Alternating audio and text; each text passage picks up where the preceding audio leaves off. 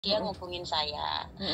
Dia itu bulan 6 kemarin dia tuh baru renew kontrak ya sama majikannya, renew kontrak yang kedua. Pas bulan ini dia itu dinotis sama majikannya, tapi dia itu dalam 12 hari itu harus keluar gitu loh. Alasannya apa? Sampai tahu nggak? Alasannya saya nggak tahu ya, tapi saya tahu sedikit masalahnya dia. Mungkin dia tuh karena bank, tapi katanya sih bukan karena bank gitu loh, karena katanya sih pembantu yang lama tuh mau masuk lagi gitu loh. Oke. Terus terus saya kan tanya, kamu tuh dapat hak-hak kamu nggak gitu. Terus katanya kan seharusnya kan kalau dinotis sama majikan 12 hari dia harus dapat gaji full kan, kalau nggak salah gitu ya. Gaji full itu hanya kesepakatan. Yang penting kalau mbaknya mau ya kesepakatan, kalau enggak ya otomatis harus dapat gaji full kayak gitu. Nah, dia itu katanya sudah kalah. Saya nggak dapat apa-apa, saya cuma dapat tiket pulang aja gitu. Terus menuntut pun dia nggak akan dapat. Dia sudah bilang kalau dia tuh kalah sama majikan gitu. Tapi saya nggak tahu lah, mungkin apa masalahnya saya nggak tahu. Cuma dia tanya saya, boleh nggak saya carikan majikan gitu. Saya sarankan ke Miss Yuli, kamu Miss Yuli aja, mungkin dia bisa membantu dan kamu tidak akan panik kalau mendapatkan saran dari Miss Yuli. Saya bilang gitu. Karena dia tuh takut, dia masih semangat mau kerja gitu loh Miss Yuli. Saya sarankan dia untuk menghubungi Anda, tapi mungkin belum direspon sama Anda. Sebentar. Umur berapa temennya? Umurnya 30-an, 35 kalau nggak salah. Cik muda. Oke, sebentar tak cari rekod. Nggak ada WA saya yang mana ya? Nggak ada. Sebentar, saya kasih yang nomornya belakangnya itu loh. Benar ya, yang nomornya belakangnya. Yang belakangnya 744. Oh iya. Dia mau saya mau nanya gitu. Belum detail. Oke. Gitu. Nanti tak lanjut. Cuman gitu aja. Iya, dia cuma mungkin Miss Yuli boleh menghubungi dia. Kalau diangkat ya mungkin Miss Yuli boleh tahu kejelasannya dari dia ya. Siap. Saya tuh tahu, saya kenal dia di PT dulu, teman saya juga. Tapi saya nggak tahu masalah sedalamnya seperti apa. Cuman saya pengen dia mendapatkan hak yang seharusnya lah, seperti itu. Oke, coba tak hubungi dianya ya. Oke, terima kasih ya Miss Yuli ya. Saya cuma mau tanya itu aja. Oke, matur suwun yuk, makasih yuk. Assalamualaikum. Waalaikumsalam warahmatullahi wabarakatuh.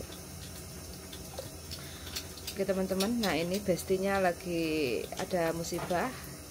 Selepas renew di interminute tiba-tiba terus dikasih notis, tapi nggak genap 30 hari, cuma 12 hari suruh keluar. Coba kita tanya kronologi ceritanya seperti apa supaya mbaknya ini agak sedikit tenang. Good morning, selamat pagi mbak. Selamat pagi. Halo. Ya, selamat pagi. Halo mbak. Halo. Hei, dengar nggak? Pagi. Saya mau nanya, ada majikan ya? Mau nanya, ada majikan nggak sih? Iya, dengar. Majikan banyak. Halo. Hei, sampean pakai handset apa enggak ini? Handsetnya mungkin lagi konslet mbak. Halo. Enggak pakai handset. Oke. Enggak handset. Apa sinyalnya? Saya dengar dengan jelas. Dengar nggak?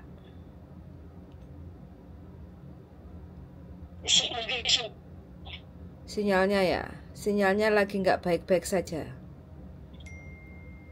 Halo, Mbak. Oke, sinyalnya lagi nggak baik-baik saja ya teman-teman. Jadi mungkin lagi di gunung kayak gitu atau di hutan, jadi mbaknya sinyalnya kurang sehat, sinyalnya kurang mendukung kayak gitu. Oke, bagi teman-teman yang lagi panik-panik nggak usah panik, yang penting tenangkan dulu pikirannya. Kalau memang masih ada rezeki di Hongkong, itu usaha tidak akan mengkhianati hasil. Apa ngono ya, kok bingung. Mungkin sinyalnya jelek ya, jelek sekali mbak.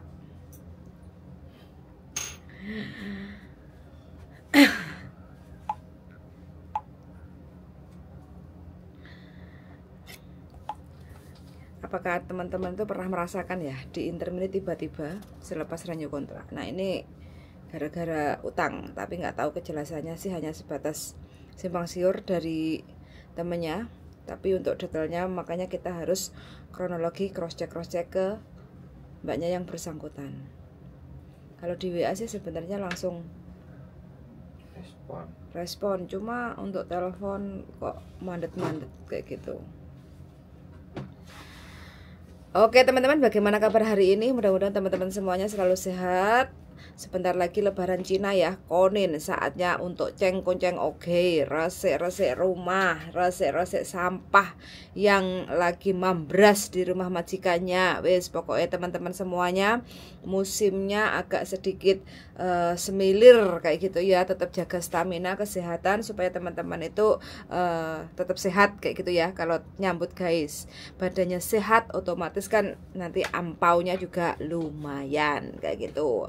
Karena capek kita akan terbayar lunas kalau ampaunya semakin memanas kayak gitu. Soalnya warnanya abang-abang kayak gitu ya. Jangan lupa bagi teman-teman yang baru di Hongkong selalu sumringah untuk menyambut tahun baru. Jangan mencucu kayak gitu ya. Kalau mencucu kayak gitu nanti ampaunya sedikit. Kalau kita sumringah wes pokoknya kerja dengan senang hati, happy kayak gitu. Mudah-mudahan ampaunya semakin banyak, sak bantal, sak karung kayak gitu ya. Nah jangan lupa selalu menyebut dan memanggil siapapun kalau kita ketemu dengan orang, entah itu tamu dari majikan, entah itu security kayak gitu kan, entah itu ketemu di lift kayak gitu ya. Di saat konin ini kita harus super ramah, super grabyak kayak gitu ya. Supaya apa? Kesehatan, keselamatan, kesuksesan selalu menyertai kita semua. Karena doa yang baik akan kembali ke pengirimnya berlipat-lipat, yaitu dengan cara apa? Kong he fa choi san de kin hong sang yi heng long, bagi majikan yang mungkin lagi berbisnis. Kalau orang tua ya san de kin hong.